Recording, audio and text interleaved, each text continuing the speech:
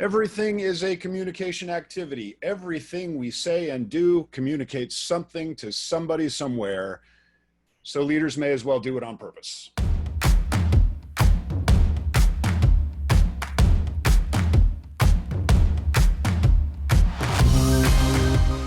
But our capacity to communicate is finite. We can communicate at and to the entire world at the push of a button, but we can only communicate effectively with so many people.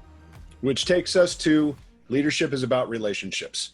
And we have to prioritize the people who matter most to us as leaders and then allocate our communication bandwidth to those people. And finally, enduring leadership success requires trust. If a leader's relationships aren't built on trust, their teams cannot succeed for the long term. Hey there, I am Cliff W. Gilmore here with BJ Fitzpatrick Jr., and we are leading from north of center. Here's how this session will go. Cliff and I are going to talk for about 15 minutes on the topic. Floor is open for written questions if you'd like. If we need to stop and answer them, we'll stop and answer them. If we can wait to the end, we'll wait to the end. And of course, as always, we'll stick around as long as anyone needs us, wants to talk about something. You'll find the Q&A button in the bottom center of your screen. Sorry. All right. And we started by summing up the 4 timeless truths of communication-based leadership, or CBL, which is a foundation any leader can use to build and strengthen their personal leadership style. Now, CBL will help you put communication at the center of everything you do and lead teams successfully in a world that operates at the speed of scent. As you know, the title of today's discussion is Lead Me, You Don't Even Know Me. We'll focus on that third truth, that leadership is about relationships, and share some tips to help leaders on the interpersonal side of leadership. Now, BJ, anytime I hear a leader, I see a leader asks about one of their team members, and I hear him say, I don't know him, I've never even met him, I cringe, especially if that person was a key player on the team. On the other extreme, you have leaders like General Charles Bolden. Bolden graduated from the U.S. Naval Academy in 1968, commissioned as a second lieutenant in the Marine Corps, became a pilot, then a test pilot, then an astronaut candidate with NASA. He went on to log more than 680 hours in space, including 2 shuttle flights as mission commander, before returning to the Marine Corps, where he eventually retired as a major general and went on to serve as the 12th administrator of NASA. I've met him twice. The first time, I was a Marine lieutenant at the recruit depot in San Diego, and Bolden was a guest speaker for some sort of big old gathering of Boy Scouts. I had nothing to do with it until something went wrong with the sound system in the theater or something. I don't even remember what it was. Somebody pointed to me and said, Lieutenant, yeah, you, go unscrew that. And so I did, like a good lieutenant will. That gave me the opportunity to introduce myself, hand him the microphone, and then I skedaddled. I was out of there. The next time I met General Bolden was 3, maybe 4 years later. I was aide de camp to a different general, and we flew from our base in Okinawa, Japan, up to the mainland, where Bolden was the deputy commander of U.S. Forces Japan. And he had taken the time out of his day to come and greet my general on the flight line when we got off the plane. So he shook my general's hand, said whatever it is generals say to each other, and then he turned his big old smile my way, shook my hand, and honest to God said, Captain Gilmore, last time I saw you was in San Diego, right? How have you been? Weren't you a lieutenant then? Congratulations on your promotion. Dead serious. Now, he'd probably seen my name on the crew list, easy enough, but nobody could have reminded him about when we'd first crossed paths. He just remembered. He knew me, and I got to tell you, that made my day. He wasn't even my direct leader. I wasn't directly answerable to him, but from that moment on, knowing what I knew about him, I would have followed him anywhere. Now, as I said, General Bolden was the opposite extreme example of stellar leadership, from the leader who says, I don't know that guy, I've never even met him. Knowing your people and their abilities is an essential piece of any leader's leadership package.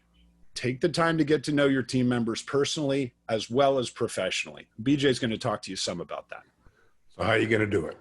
Well, you're going to ask them about their background, whether it's about their education, hobbies, whatever. Learn where they're from, if they have a spouse, kids, even pets. Get to understand their personal goals and motivations. Now, this isn't going to directly lead to some great leadership nirvana. It's going to be indirect. For an example, you might find out that one of your people has kids, but it might be a while before they tell you that one of those children has special needs. For a lot of people, that specific information is going to come out as a result of a buildup of trust over time. Other people, it's going to be the first thing out of their mouth, so you understand where they're coming from. People are different. And remember, while you're interacting, you probably need to put some of your personal feelings in your pocket. By that, I mean, kind of get it out of the way, leave it alone, and move into the conversation. Example, one of your people talking to you about having cats, which are a polarizing animal, and you hate cats. You probably want to keep that to yourself. You're trying to establish rapport and set conditions for interaction when it might be important. So speaking negatively about an aspect of their personal life is definitely not going to be something that helps. You didn't enter into these conversations to fix something about somebody, but to find out what makes them tick.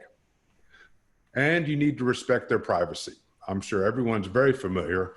You want to get to know them personally and professionally, but it's okay if they don't want to share. It is their right.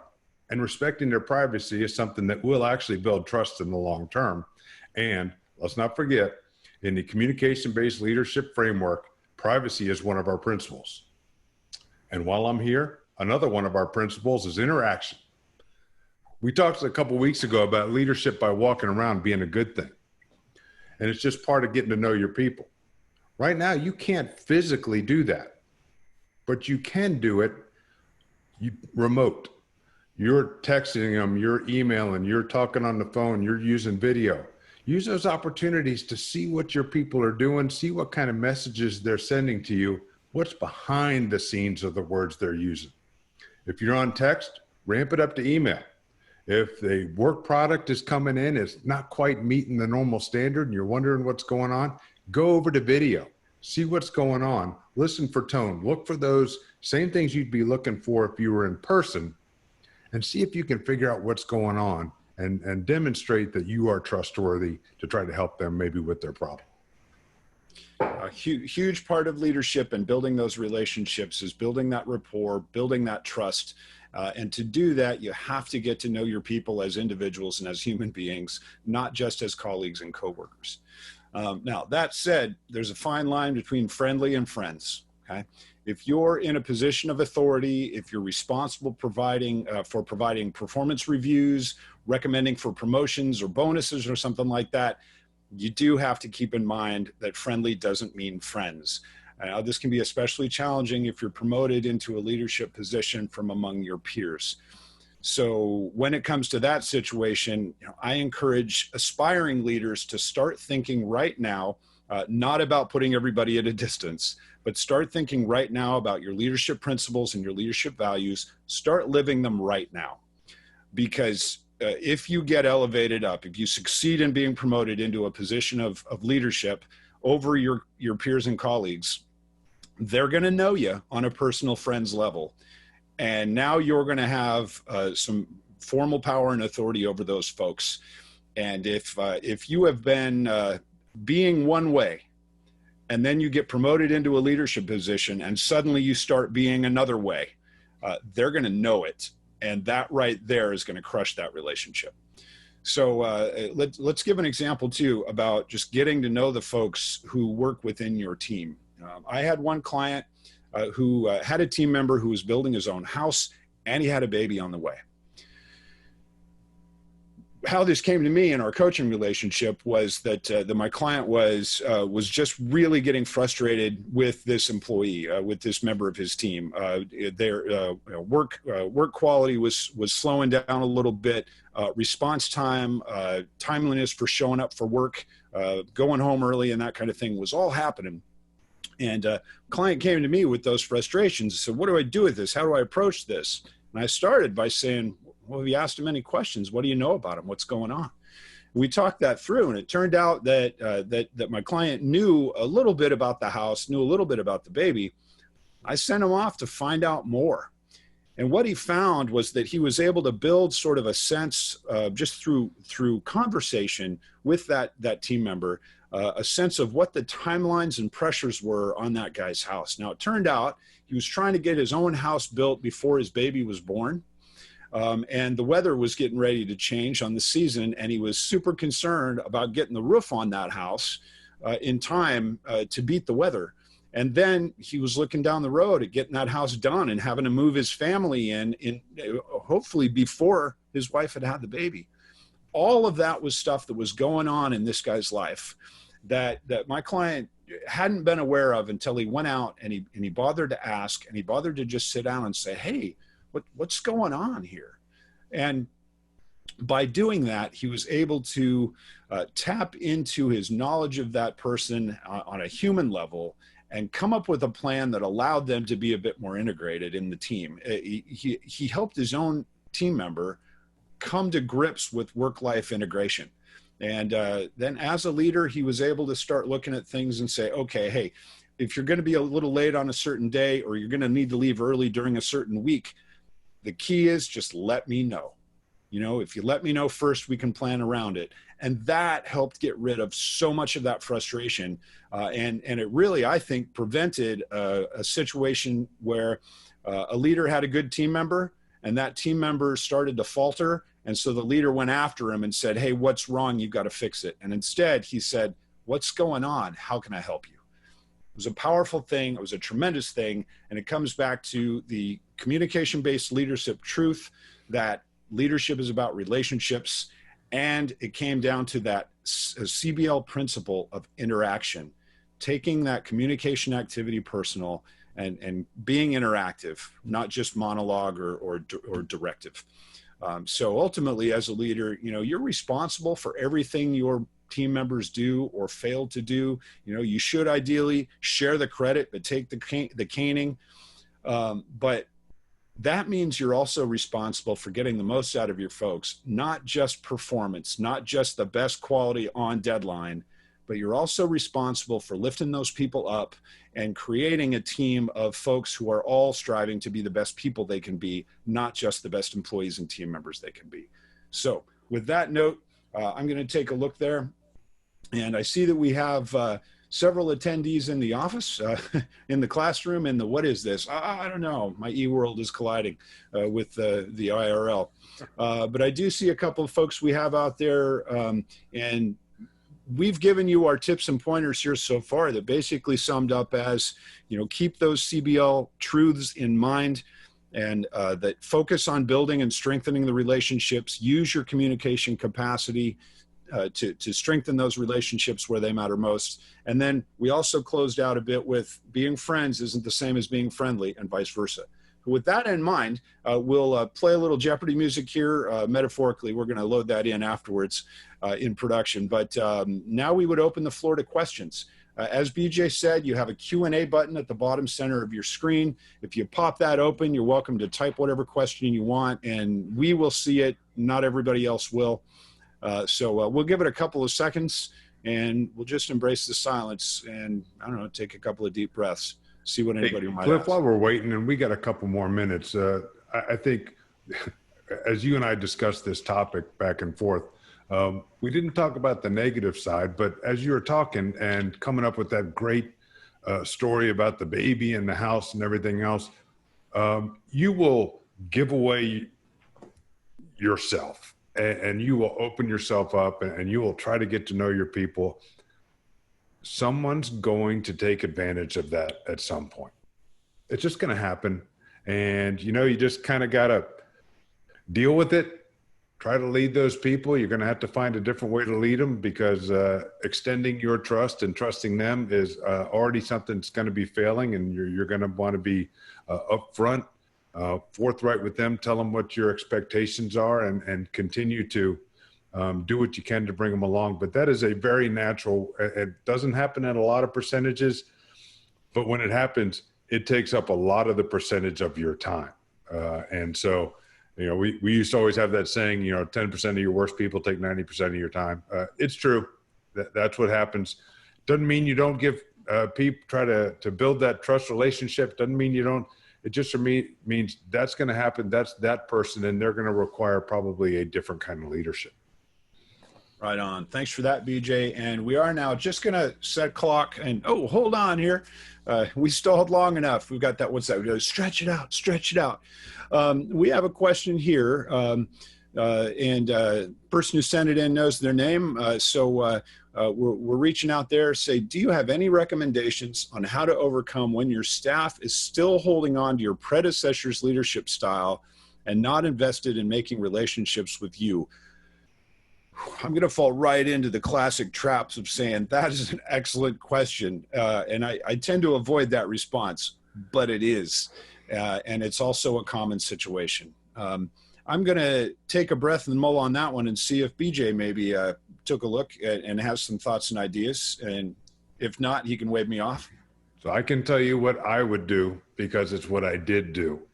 I have had that situation. You said that and I got a little shiver. Because it hits so close to home. And that's exactly where I found myself. I don't even need to explain anymore.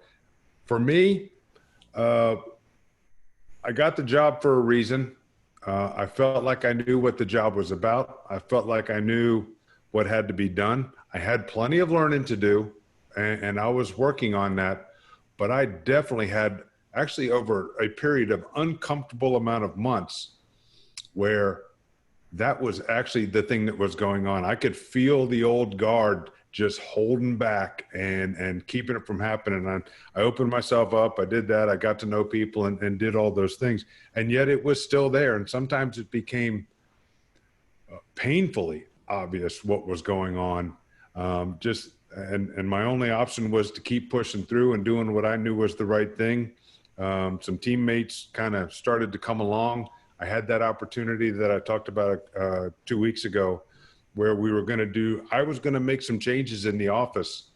And I kind of asked how I should best do that from people who had been around a while. And they said, why don't you involve your team? We came up with a plan whereby the team was developed different options as courses of action that we would then look at to see which one was the one we were going to use. Notice I didn't say the best one because each of them had awesome things.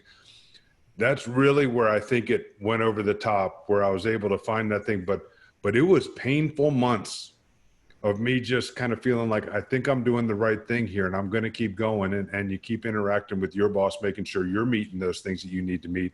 But I'll tell you, it's painful and it's lonely. And Cliff and I talk about it all the time. Leadership is a lonely place. And that's one of those exact examples of where it is the loneliest of places. So I've got used that time to put a couple thoughts together myself, and I have one starting note, which is first and foremost, you need to stick to your own values and stick to your own principles. So during those times of challenge, it can be easy to second guess yourself, to doubt yourself. So it's important there. And I found for me personally, I do this. I'll just take a step back after and really just take this classic, take some deep breaths, think it through, but go back to your own list of principles, review them, and just make sure that you're doing them. And we've recommended to folks in the past that, you need to know your principles and then describe them and then define them and demonstrate them. I have my core set of them that I'll just keep with me, and will literally pull out a little pocket card and look and go, all right, am I on track myself? So first recommendation that I offer in a situation where your staff is holding on to your predecessor's memory or ways of doing things is just stick to your own principles and then check yourself to make sure that you're sticking to those. Now, beyond that, then there are two general avenues of approach that you have available. One of them is you to the whole of the team, and the other is you to the individual. You to the whole of the team. I've found it works very, very well to bring everyone together and you let them know who you are, let them know what your vision is, and all of that can kind of become cliche. This is my vision, this is who I am. But it's really initially it's a getting to know each other session where you're sharing about yourself, not directing. And through that, you can let folks know a couple of things. You can let them know what your own values are. You can let them know why you took the job and what you think is important. You can also, I think this is very important when you step into a new position, no matter what the position is, you can let them know, hey, I recognize I'm new here. I recognize it's going to take me a little bit time to get oriented. I recognize that maybe we do need some changes, and maybe I've even been brought here to make those changes happen. But I'm going to take some time to get to know you and get your input and your feedback. And by taking that step, the leader to the team, you can start setting that groundwork for what it is you expect and letting them get to know you as a leader. Then, of course, goes back to stick to your principles. You've got to be who you say you're going to be so that your team members as a group see that.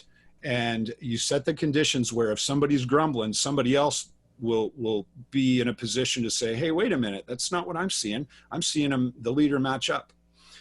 The second avenue you have is you as the individual as the leader to the individual.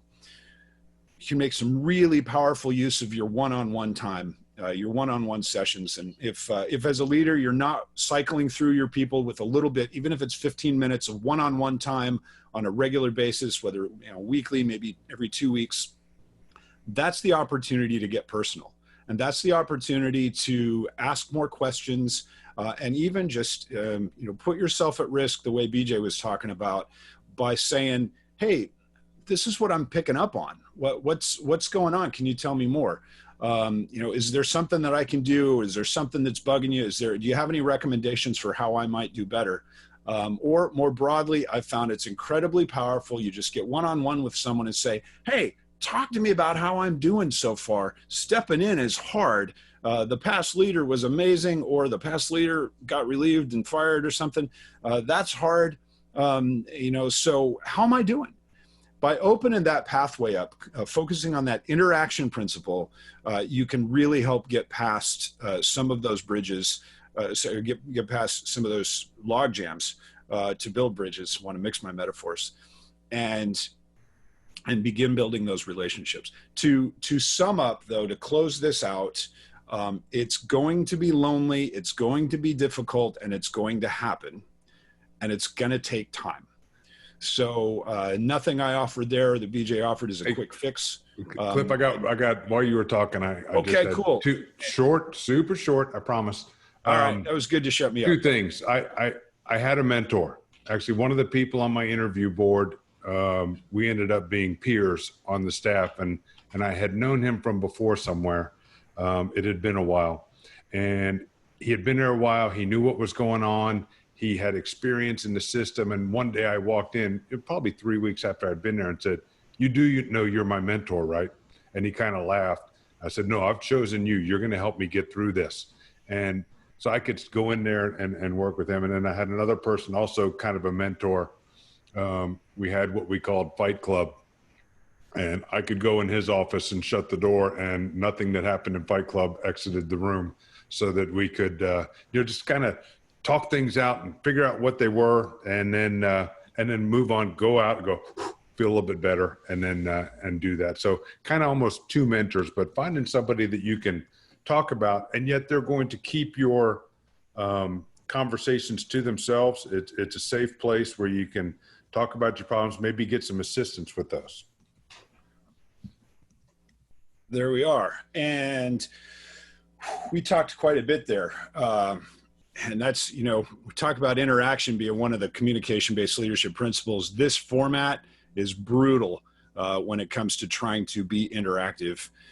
We've got you out there. I appreciate that question. I was just typing up there direct, just saying, hey, did we get close to helpful there? If not, please feel free to hit us directly at reachnoc@northofcenter.com. That's REACHNOC at northofcenter.com. As BJ recommended, if you're having those challenges, finding a mentor is a powerful thing. If you don't have or haven't yet found a mentor, reach out to us here at North of Center. We are in a mode right now, and frankly, that it didn't change with COVID, where if somebody reaches out to us, we'll give them an hour and say, hey, let's talk, let's figure out what's going on, and send, try and send you away with some one-on-one time where we can get to know each other and give you some more concrete tips and pointers specific to your situation. That's not a hard sell. That's us saying we're here to help try and build leaders who can be the kind of leader they'd want to follow. And if you need that kind of help, please don't hesitate to reach out. We've been talking and rambling here a bit. That was a powerful question. I hope the response was useful. If we'll take a breath here and give a few more seconds. Excuse me. Oh, and if some other question rolls in, we'll field that one. And if not, in a couple breaths. And Cliff, I think you talked about what we focused on today. Communication-based leadership truths. Leadership is about relationships, and enduring leadership success requires trust. Talked about using your communication bandwidth to strengthen the relationships that matter most and get to know your people personally as well as professionally. And we also talked about the 2 principles of privacy and interaction. That was a nice little bonus there. Indeed. All right. Hey, we've stretched this one out in our responses there. I love it when we have a robust question like that. And so we are going to go ahead and bring it to a wrap here. And shoot, I think I'm jumping. We don't script these so much as we put some notes and checkpoints for handing off the baton here. And I think I just stole BJ's baton because he was going to go ahead and give a brief summary. Do we need that step, BJ? I just did that. All right. Where was I? I was multitasking, which you look like you were looking at me. Multitasking is not even possible. Our brains literally do not work on multiple tracks. You can switch gears really quick. Some people better and faster than others. But well, hopefully whatever you were doing, you did it well. I hope so. So on that is a wrap for us today. As always, I want to thank you for investing your time with us here at North of Center. If you enjoyed the discussion and you found it valuable, keep tuning in and please spread the word about us. If you didn't find it valuable or you didn't enjoy it, maybe drop us a line anyway and let us know how we can do better. But either way, if you're inclined, keep tuning in. Hopefully we'll keep getting better at this and more useful over time. We'll go live at noon Pacific every Wednesday and Friday for the foreseeable future. We do record and capture these, and those will go up on our website at www.northofcenter.com as well. The ton of free resources that we're putting out there and growing that list all the time. Just tools. People can come to the website, grab the tool, and go. We don't have any hidden costs or download fees or anything like that in there. So please come find us if we can be of help. And BJ, over to you. Speaking of, you can find all those at www.northofcenter.com and our awesome growing collection of resources, including having put these videos in our website in the resources tab. So you'll be able to navigate through that, find those, our Knock Talk podcast, Hard Knocks blog, and some of our downloadable tools on that same resources tab. So really building that thing out for you. We think there's some great stuff there. Go check it out. If you need to talk to us directly, reach knock at northofcenter.com is our institutional email. That's reach, NOC, at northofcenter.com. And with that, we will sign off. From our team and family here at North of Center to yours, stay strong, lead where you are, influence where you can, and stick to your principles. We look forward to seeing you next time. And if you need anything, don't hesitate to reach out. Take care. All the best from our team to yours. Christina, we'll get to you. That was coming kind of late. Hang on, we'll get to you. Hold on there. Hold on. And we're back. Check in here. Oh, this is going to be great. We're not going to edit this out. It's just going to be right there. Came in with a good question. Should you spend the bulk of your time to help build relationships with your most resistant personnel? Oh, another fantastic one. I'm caught in my own web of lies saying that I'm not going to say that in response to every question. BJ, do you mind if I just take that real quick here? Please. All right. Should you spend the bulk of your time to build relationships with your most resistant people? I'm going to give a total graduate answer on this one and say, well, there's no right and wrong answer. The heart of that question, the heart of the answer to that question, in my mind, comes down to your priorities and decisions as a leader and you having to decide about that finite capacity that you have and how you want to allocate it. If you have someone that, that's just struggling along, or maybe they seem to deliberately antagonistic, I think they deserve quite a bit of your time right up front. Because presumably, if you start, giving folks the benefit of the doubt, presumably, they are trying to do the best they can with what they have. And there's a lot going on in their life other than just work. And, you do have to invest some time to really get to know them and figure out what's going on. That said, there's always a fine balance there between two competing priorities, your mission accomplishment and your personnel welfare. It falls to the leader. And in fact, this is very much a metaphor for leadership. Leaders are wading through the gray. They're walking through the fog, and it's their job to distill that fog into black and white, make a decision, and then live with that decision and move forward. There's no right answer for how much time you can or should give to somebody who's given you a problem. There is the leadership challenge of deciding how much of my time should I give to this individual. And ultimately, that's a very personal choice. If your mission is flagging and the individual is not contributing, it's okay to reach a point where you say, you know what, they've got to go. It's also okay to reach a point where you say, this person is who they are, they're doing what they're due, it's acceptable, they're not going to learn and grow, and maybe they're never going to like me. Incidentally, you don't need them to like you as a leader. Really, you just need them to do the job. But if you do get to a point where you make the decision that they aren't worth your time anymore, that's a very hard decision, but it's an okay decision to make. So ultimately it comes down to a personal judgment call as a leader on how much time you want to allocate. I say on the front end, put that time where it's needed to really get to know your team and your people. Once you're settled in and you get to know those folks, you'll have a little broader understanding of what the good of the team is and what the good of the mission is, and then you can make that hard decision. There too, if we can be more concrete in that answer, maybe in some personal one-on-one, feel free to drop us a line, and we'll set that up and have that conversation where we can ask a little bit more about what's actually going on and offer up a better, more robust answer for you. BJ, do you have anything you want to add there? I'll just offer that it hurts, right? It happens and it hurts. Just because it's interpersonal, you should probably try your best to avoid taking it personal. And that's a tough one to do, because we do want to be liked or respected or whatever it happens to be.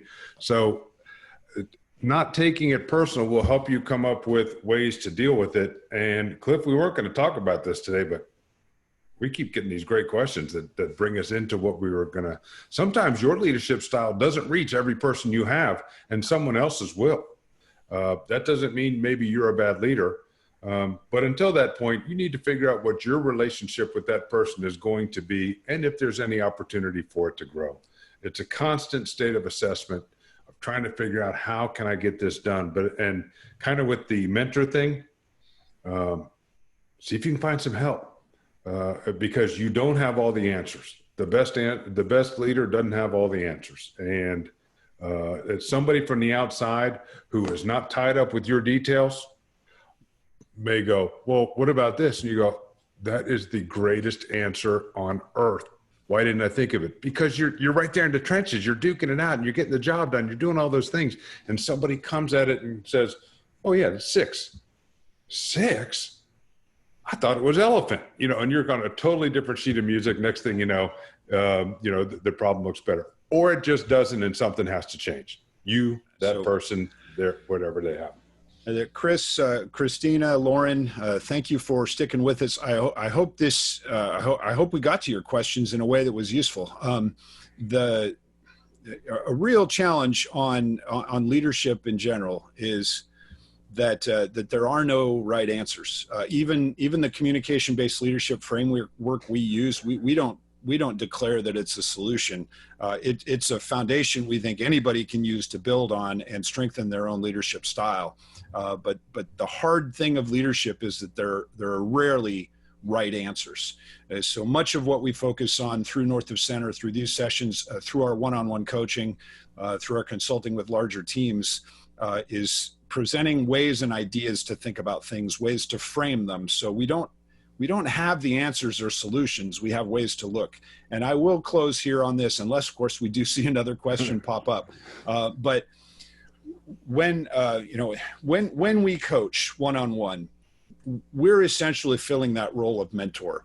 And as a mentor, we're providing two very important things. One of them is we are an outside ear that can be trusted to just talk about things that you can't talk about with your peers, and certainly not with your subordinates. Having that person, whether it's a mentor inside your organization or outside, or a coach that you bring on, having someone who can be that trusted sounding board is essential. And the second piece of what we bring in our coaching in that mentorship role is just offering outside perspective. So having somebody from the outside looking in who can hear what you have to say, help you organize and frame your thoughts, can be a very powerful thing. If you need a coach, we'd love to be that. But the learning point for us is, find that mentor. And I'll close with, finally, for the mentor, find out who you want and go ask them to be your mentor. It's that simple. How do I find one? Pick one, go ask, and build that relationship as you go. Okay.